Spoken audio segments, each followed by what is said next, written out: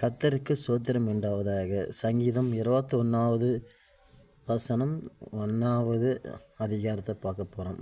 கர்த்தர் என் மேய்ப்பர், எனக்கு குறைவில்லை. அதாவது இந்த வசனம் என்ன சொல்லுதுன்னா, கர்த்தர் நமக்கு மேய்ப்பராக இருக்கார். அதாவது ஆட்டு மேய்க்கிற ஒருவர் தன் ஆடுகளை எப்படி பாதுகாக்கிறாரு, தன் ஆடுகளை சுற்றி வேலி அமைக்கிறாரு, அதுக்கு தேவையான உணவு, இருப்பிடம் மற்றும் அதுக்குடைய தங்குவதற்கு இடம் பாதுகாப்பது போல நம்முடைய ஆண்டவரை கர்த்தரை நம்ம நம்பி வந்தால் அவரும் நமக்கு நம்மளை எந்த ஒரு பிரச்சனையிலிருந்தும், பண கஷ்டம் வந்தாலும் சரி, படிப்பில் இருந்தாலும் சரி, எப்படிப்பட்ட நோய் வந்தாலும் சரி, எல்லா விஷயத்துலையும் நம்மளை காத்து வழி நடத்துவார்.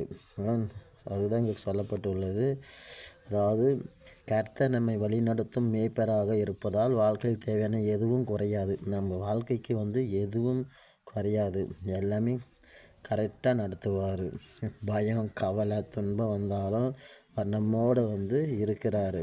அவர் நம்பி நடந்தால் அமைதி, பாதுகாப்பு, நிறைவு கிடைக்கும். அதுதான் அந்த வசனம் சொல்லுது. வசனம் என்ன சொல்லுதுன்னா, கர்த்தர் என் மேய்ப்பர், எனக்கு குறைவே இல்லை என்று சொல்லுது. ஸோ நீங்களும் ஆண்டவரை விசுவாசித்து நம்பிக்கையோடு ஆண்டவரை ஏற்றுக்கொண்டு ஆண்டவருடைய வழியில் பின்பற்றிய பின்னாடி ஞானஸ்தானம் பெற்று ஆண்டவர் வழியில் நடந்தால் நித்திய ஜீவன் என்ற ஒரு அதிகாரத்தை கொடுப்பார். நித்திய ஜீவன்னா நிரந்தரமான உயிர். அதாவது நம்ம ஆன்மாவுக்கு அழிவே கிடையாது. அதுதான் நித்திய ஜீவன் சொல்லுவார். உங்களையும் உங்கள் குடும்பத்தையும் கர்த்தராகிய இயேசு கிறிஸ்து ஆசீர்வதிப்பாராக. ஆமென்.